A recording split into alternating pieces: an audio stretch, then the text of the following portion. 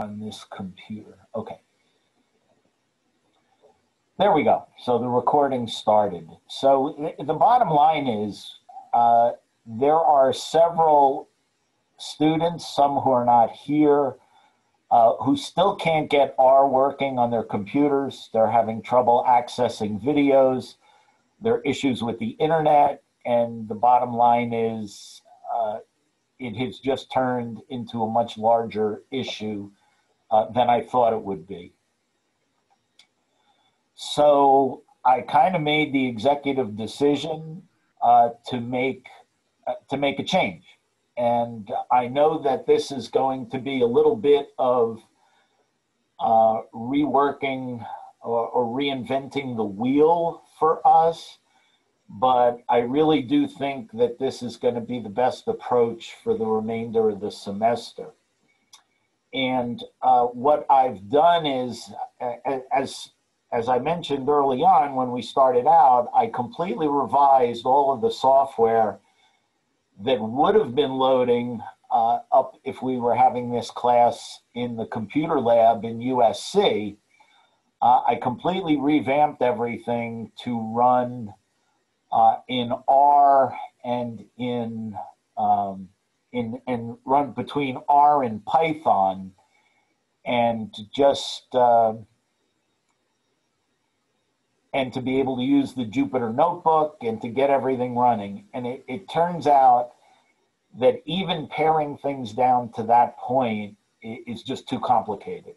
Now, not for everybody, and please don't take this as an insult if you've been working along and you're fine. I don't want you to take it as an insult, but I do want to make sure that everybody is able to do the work regardless of computational resources, okay? We know you have to have some level of internet access to be able to do some of this stuff, and that's really a buy-in. If your internet access is too slow, that's something that you're going to have to resolve. But I think the bigger problem is what to do with, for example, one person, I think, who's not here, is using a Chromebook.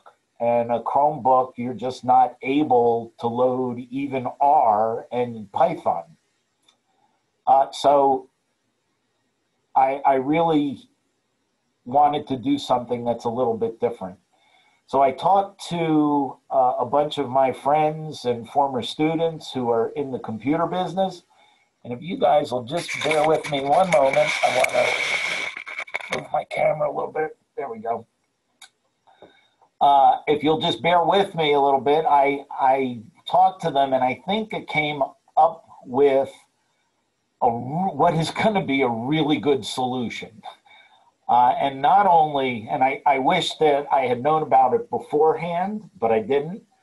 I just think this is going to be something that you'll be able to deal with and use going forward. And I am going to share my screen here so you can kind of see where I'm going with this.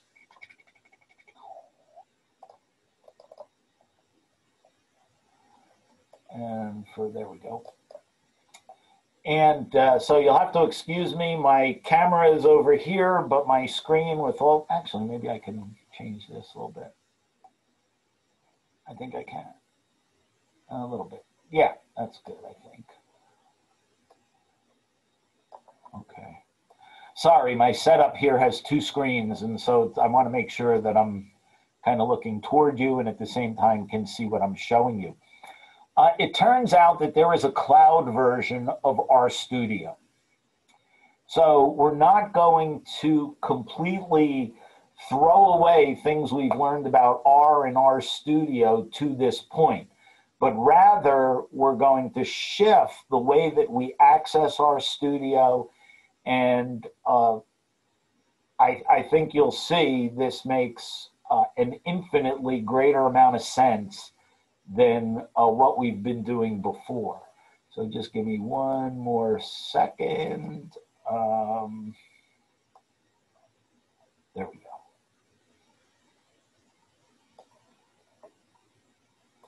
Sorry, I'm still kind of rearranging my screens here so that you can see what I got. And I do believe, where is it? I'm going to show you here. Just one sec, please. Sorry. There we go. So the location of this is RStudio Cloud. And RStudio Cloud is basically a virtual machine. That means it is a completely separate installation of RStudio that exists on the servers of the company that makes RStudio. So it's on the RStudio servers, and it is a virtual machine. And what that means is it establishes an installation of the software, a central processing unit, and hardware, what we'll call hardware space. It's actually just memory on another device at the RStudio server. So this does not require that you use any particular computational resources on your own personal computer other than those that allow you to access the internet. And it's located at RStudio Cloud. Okay, this is where it is. So it's just rstudio.cloud. Real easy to get to, and real easy to get to. Now, there are a lot of advantages to doing this, but I'm going to show you the most important one. I'm going to send you via the text, if I could find where my chat function is. Anybody know where the chat function goes? Oh, wait, I can find it. Don't panic.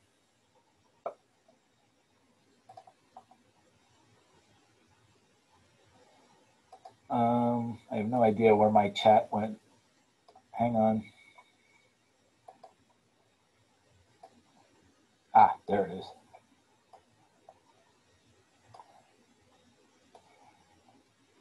I forgot I can keep these on separate places here. Now, I will send you the links to this. There's a link that's going to be coming through the chat function. It will also come via email.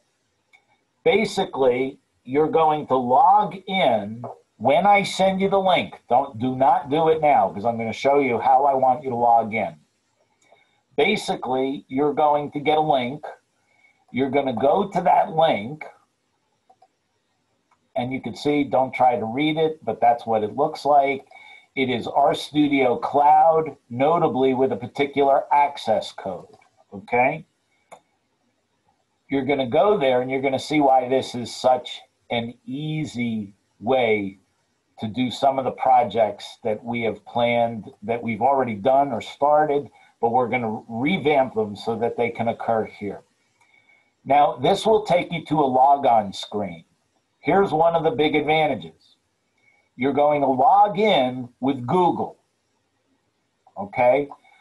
When you log in with Google, you're actually going to use your Stockton account. Now notice that I already have multiple Gmail accounts that I've used before on this computer. You want to make sure and choose the correct logon account. Mine happens to be guy.barbato@stockton.edu. That is my official Stockton Gmail account. Yours will be whatever your user ID is at go.stockton.edu. All right. So you don't have to. You can use whatever Google account you want, but my suggestion is to go ahead and use your Stockton account. Once you add your Stockton account and you click on it, it will take you, and I guess I've already logged in here, so it normally would take you directly to, it would normally take you directly to your sign-in at the Stockton account. Once you sign in with your Stockton account, just as if you were signing on to go.stockton.edu, put your user ID, your password in, and it will take you to a page that looks like this. So there, and of course, once you've signed in, and you can see in the upper right portion, it's got my login, all my account, all my authentication information. And so you don't have to worry about that too much, but it should all show up directly from the Stockton Google login. Really convenient way to get in. You're going to see on the left-hand side, notice on the left-hand column, you're going to see something called Your Workspace. In the Your Workspace, you can create your own projects. So if you want to work on something independent of the rest of the class. So this might be something you work for your end of semester project. It might be something that you want to just fool around with. You want to do something on your own. You can do it in this space.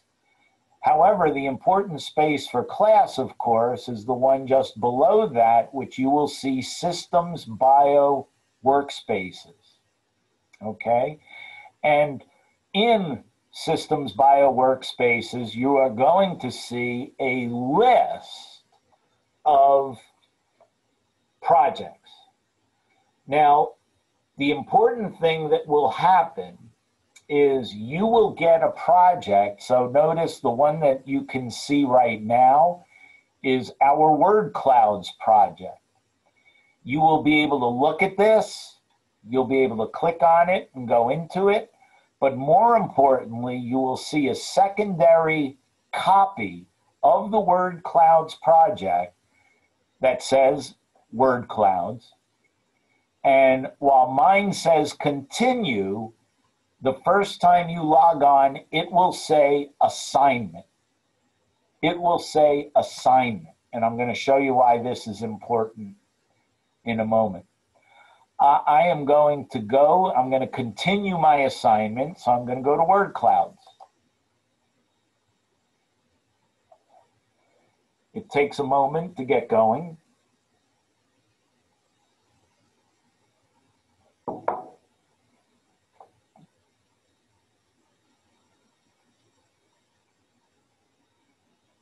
Thinking. There we go. Oh, I'm using Firefox. Sorry, my bad. Let me get out of this. I guess you got to use Chrome. All right, figures. My version of Firefox is too old, I guess. Is that Firefox?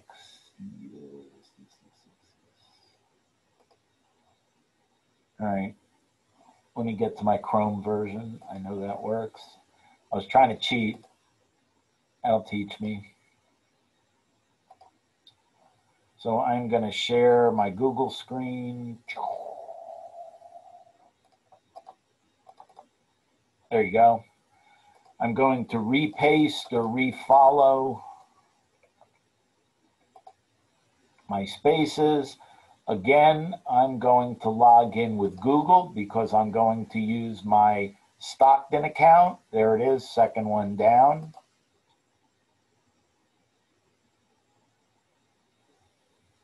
And there we go, same place we were before. I am going to continue, although yours will say assignment to begin.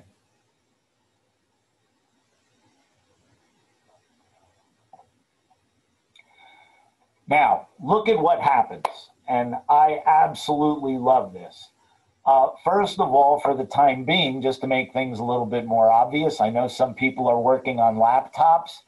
On the upper left-hand portion of the web page, next to the RStudio Cloud heading, there's a little X. You can close that, and now we've eliminated that little sidebar. And if you take a peek at this, it now looks, and in fact is, exactly the same as running RStudio directly on your computer. It's exactly the same. The only difference is you do have a header up here telling you which workspace you're in, which project you're working on. It shows you how much RAM you're using. not the RAM on your machine, but rather the RAM on the virtual machine at the RStudio server. It has information about the project. This access button is really only for you. So this is your access. You could share it if you wanted, although I thought I disabled that, but it is available for you. It does have, you can share the project link, you can relaunch the project, or you could delete the project. It's entirely up to you. And of course, you have your information just like you would on a Google page. You can look at your account information, your profile, your credentials, etc. Now, what we've really got here is fantastic because this immediately allows every single person, no matter their computing environment, to have access to RStudio, to R, and you're ready to roll. The huge advantage and the reason for this is at several levels. First of all, you'll notice in the bottom right-hand portion, you'll see that there is an RMD file, okay? The bottom one down here, it says wordcloud.rmd. And if you open that by clicking on it, you'll notice that it appears in the upper left-hand quadrant. The great piece of this is that as you look down, and I'm looking here and I'm saying, well, geez, I have all this information up here. You don't really need that yet. So I'm going to take that information, delete it. I'm going to save it. And now when you log on and click on that wordcloud.rmd document, it's going to show up here, and you are going to get all of the commands and all of the explanations necessary to run the program that we've put together. Okay? Now, all of the packages that you're going to need for every single project that we do, starting with the word clouds,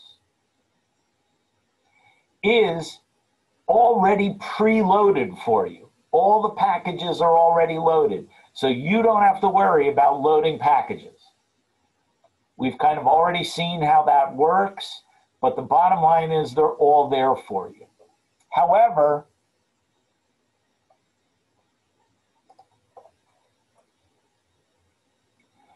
what is here are a series of commands, and note, just as we've seen before, anytime we put a hashtag in front of a command, it becomes not a command, but a comment, okay? It's a comment.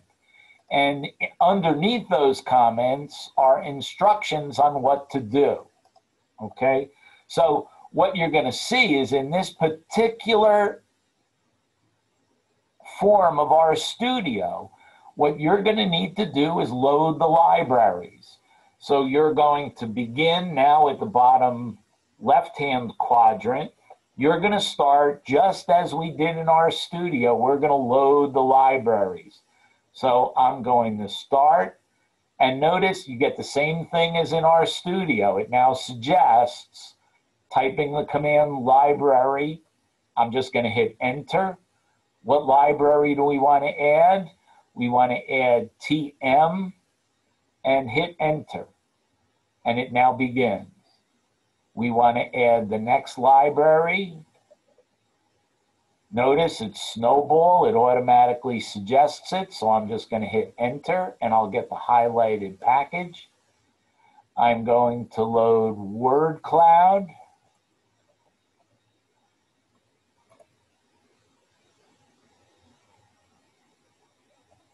making sure that the library of our color brewer, although it seems to have loaded it for us, and we're in good shape. So now we basically have all of our libraries loaded. And if you're working along, you'll be able to come to all of the next steps.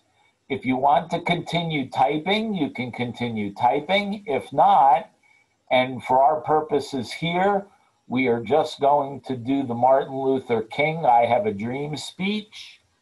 I'm going to copy it. I highlighted it. I'm going to copy it with my Control-C command. I'm then going to move my cursor down to the lower left-hand quadrant, hit Control-V, and once I hit Control-V, I'll hit Enter. And notice in the up here right-hand side, it's defining our environment. So we now have added the file path to the Martin Luther King speech. Okay? Next up is we're going to import and read the text. Again, I highlighted it, Control-C, moved my cursor down to the console, Control-V, and hit Enter. And there we go. Now we've added the text. And so you can kind of see that up in the top, you can actually see it's all in the environment already. So we know that all of our commands so far, note there are no warnings.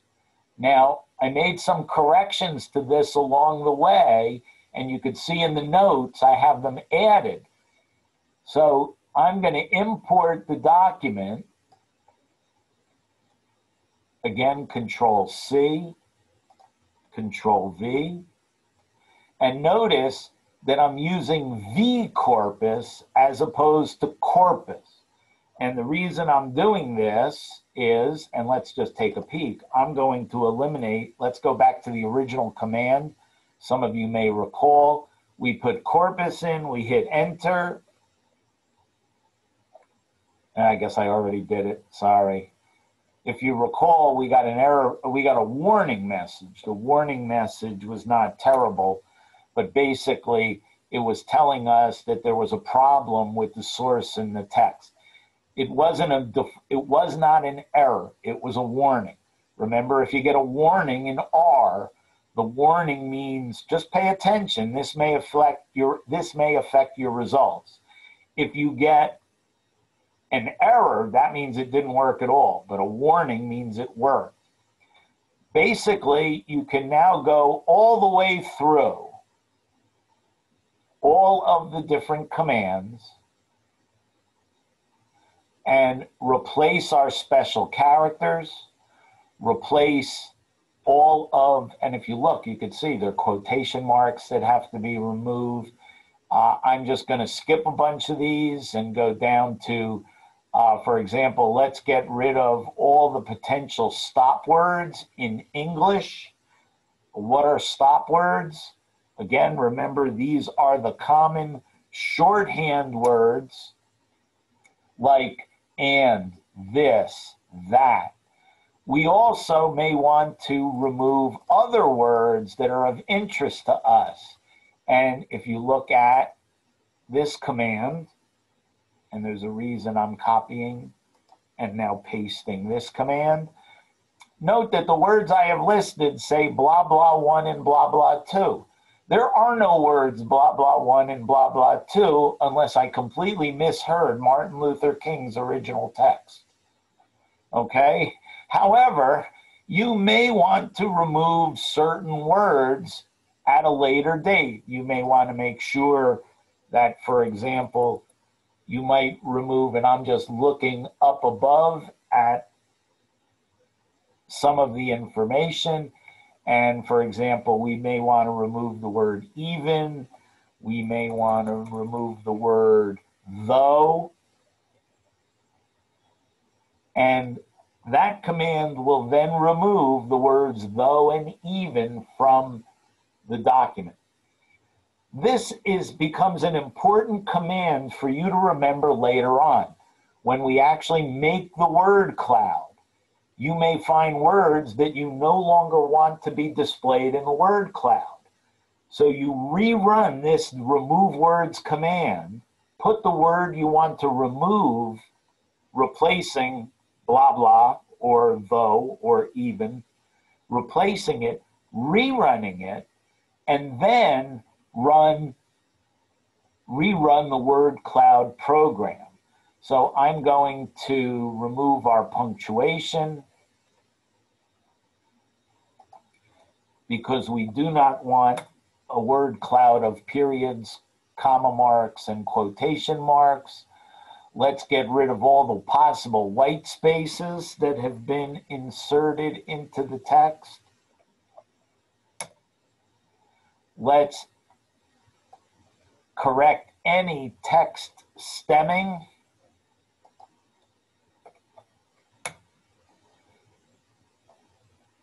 Let's convert all of our text to lowercase letters. That way we don't have different words. If the word freedom is in the beginning of a sentence, it'll be capitalized.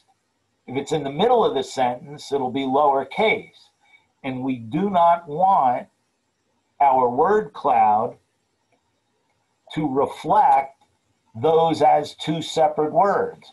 Remember, Unix machines, Unix-based machines, and that includes Macintosh computers, by the way, Unix-based machines tell the difference between capital and lowercase letters.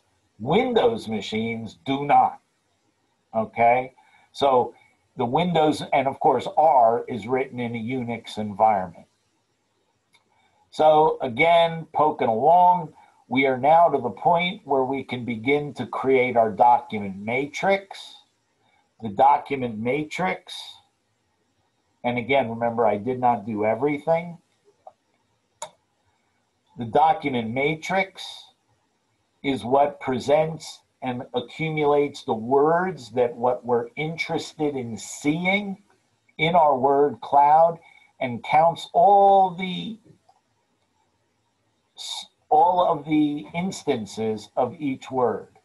So let's take now all the parts of our document.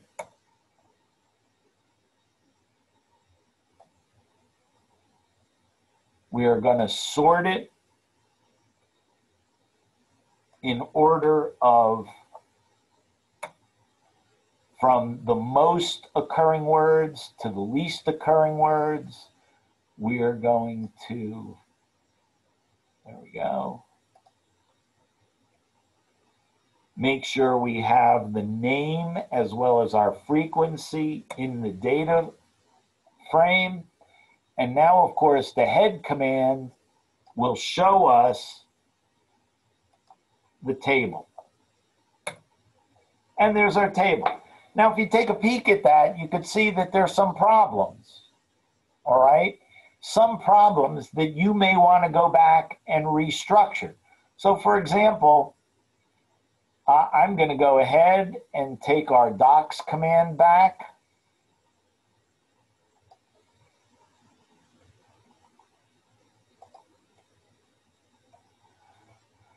Because I may not want to have the words blah, blah in there, but we probably want to get rid of, now, do we want the word will in there?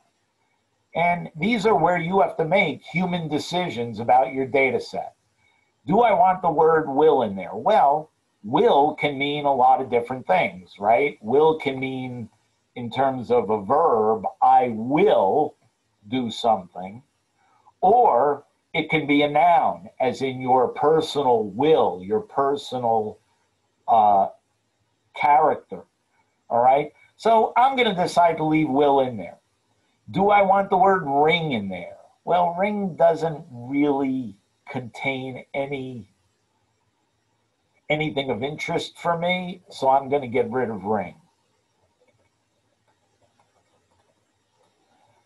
How about the word day? I'm not interested in the word day, so I'm going to get rid of day.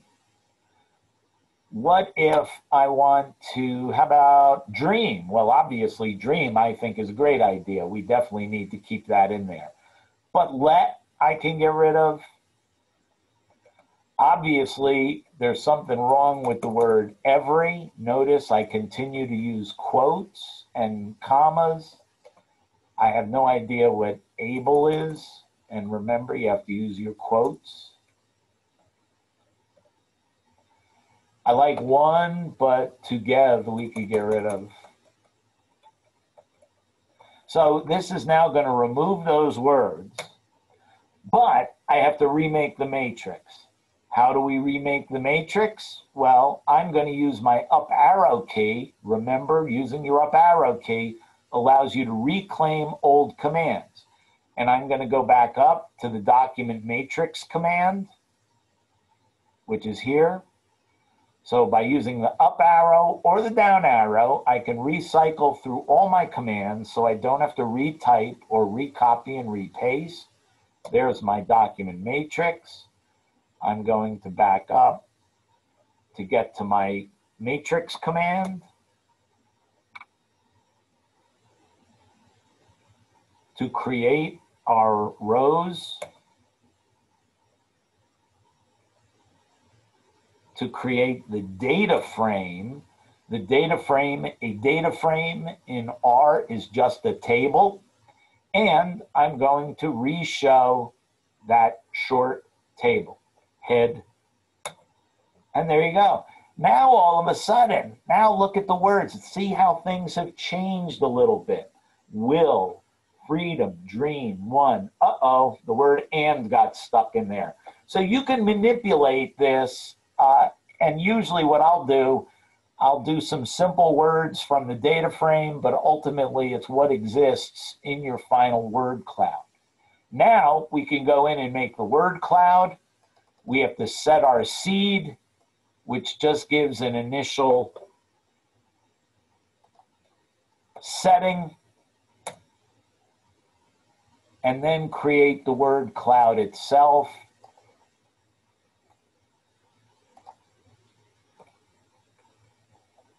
And I'm just copying and pasting, hit enter, and of course, now we see the word cloud in the plot in the lower right-hand section. All right? You can then save this, export it. You may want to go back and change it. You may want to eliminate. You may want to continue working on manipulating the text until you get the graphic image exactly the way you want. Okay? So this is really something that we now demonstrate here. Real easy to show you the set of commands, real easy to show you how it works, real easy to show you the output. Now, the huge advantage for this, by the way, is that every single one of you will have one of these word clouds, which I'm going to log out. And I am going to log in with my administrator Google account. You can do it.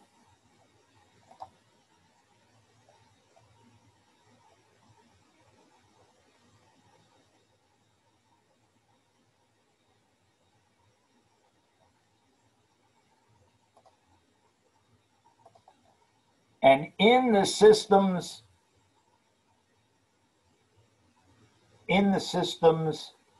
area, I can now look in here and this is the assignment. Yours will look like that at the beginning, except this will be blue. This was the one that I created. Of course, what you can also see, notice that I've got this extra word clouds here. What this is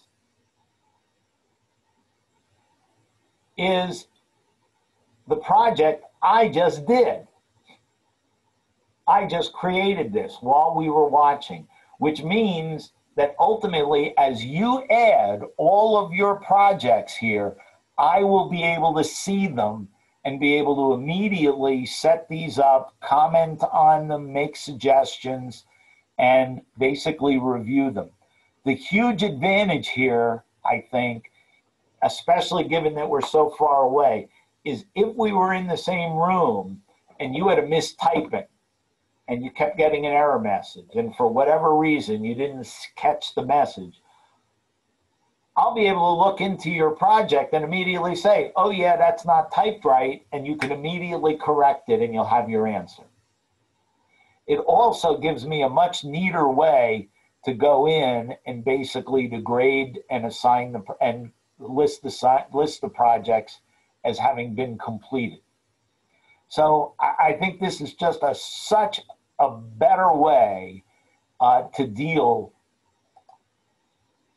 with our RStudio and all our projects. So between now and Tuesday next week, let me try to find my chat function here. Where are you? Chat. Don't panic.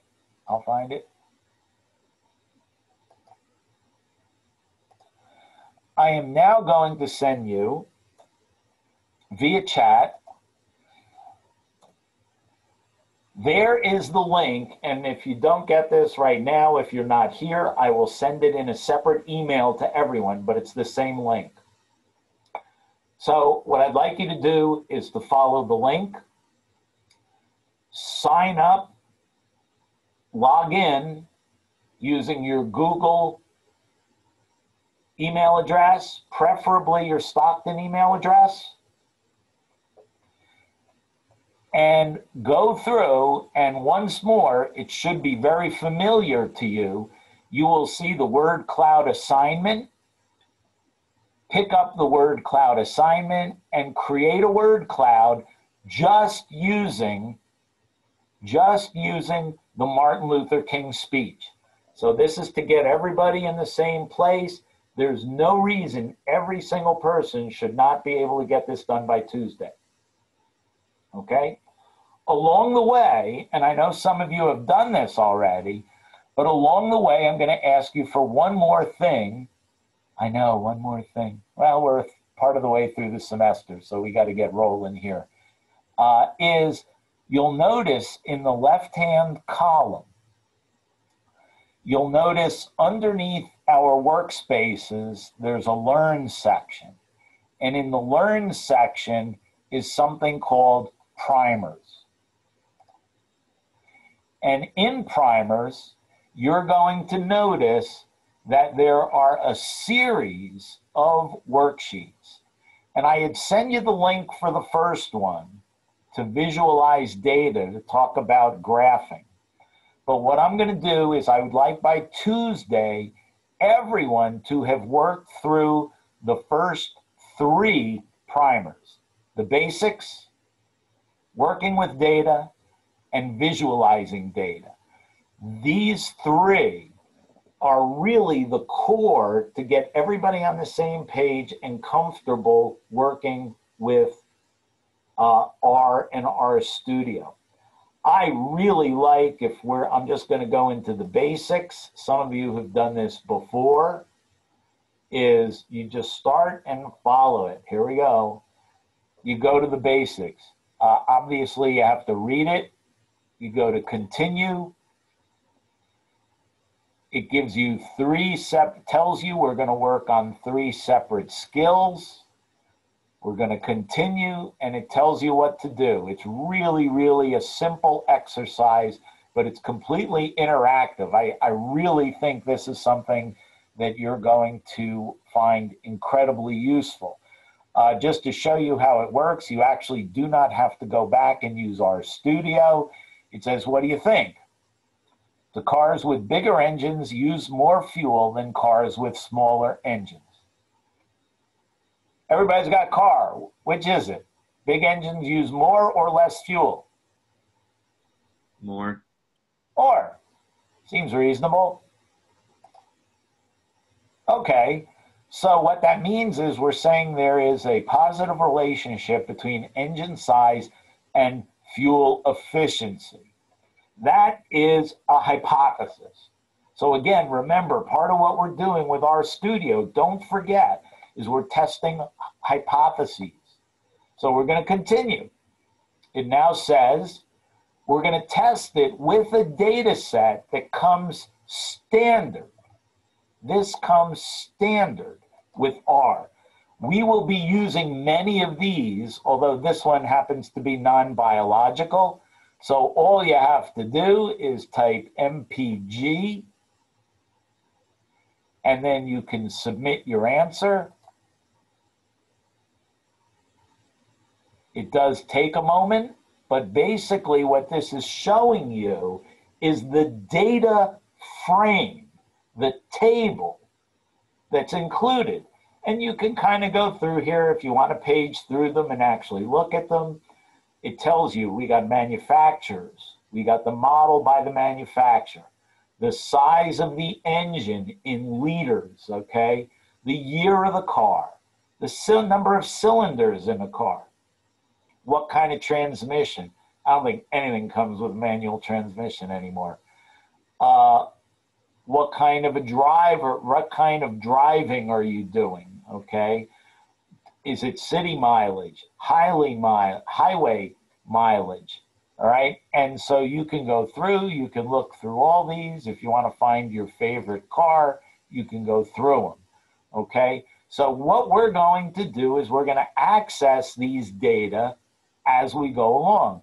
And just to show you how simple it is, we're going to make a graph. I love the way this immediately shows you how to use ggplot to make a graph. It tells you we're going to use ggplot, which is the plotting program or graphics program, or package really, the graphics package in R. We're going to use the data set MPG, which is the one we just saw. And we are going to do a geometric, okay, GEOM. We are going to do a geometric point plot mapping, and AES is for aesthetic, the size of the engine versus highway mileage. Remember, HWY was highway mileage, all right?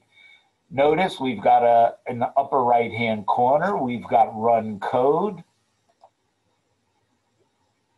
And there you go. It automatically plots highway mileage versus displacement, okay? So, you know, it asks, can you spot the relationship? Well, kinda. There's a lot of scatter. There's a lot of stuff going on.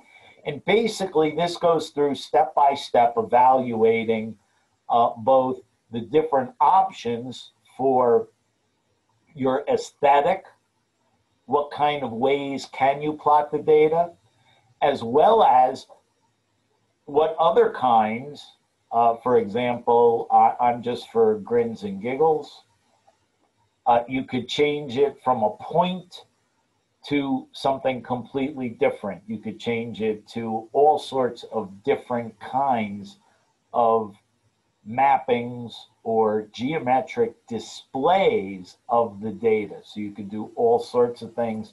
You might be interested, for example, in a box plot. Okay? If I were, oops, I hit enter, but what I really needed to do was to hit the run code up here. And there we go. It gives us a box plot of the displacement engine. That's really not what I wanted to do. That's really not what I wanted to do. And notice I got a warning. It says, uh-oh, you're trying to plot a continuous variable when what we really wanted was something completely different. So this is a great example of where you get a warning, but it did what we wanted it to do. It made a box plot. It's just it made it in the wrong direction. A little bit later on, it'll show you how to correct that. But meanwhile, so you can see this is like completely, oops.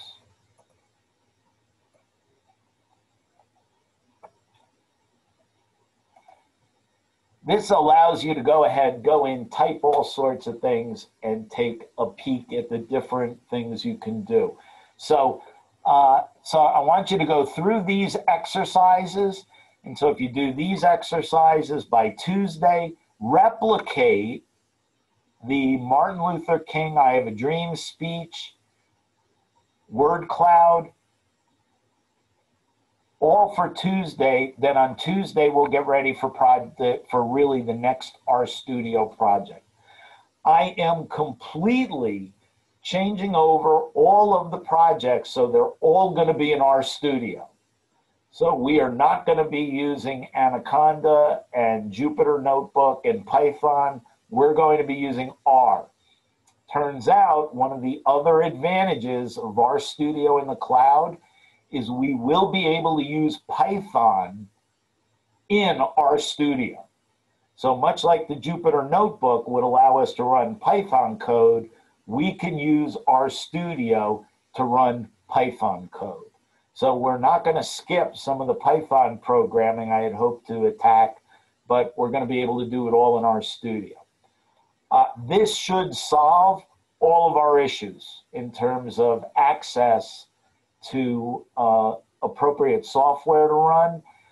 It should also give us an ability, more of an interactive nature of our work, okay? So, so that's where I want to get. If we can all get there by Tuesday, man, we're going to be in good shape for the rest of the semester. I think this is going to make life really, really easy for all of us.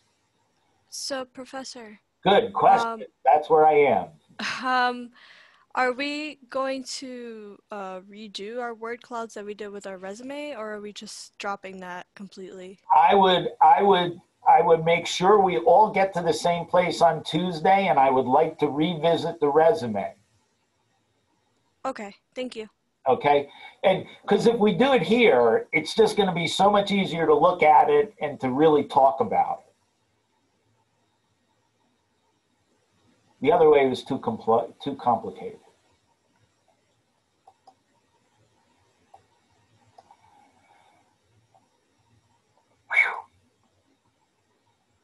I have high hopes for this. I spent about 10 hours doing video training on RStudio in the cloud this past week and over the weekend. So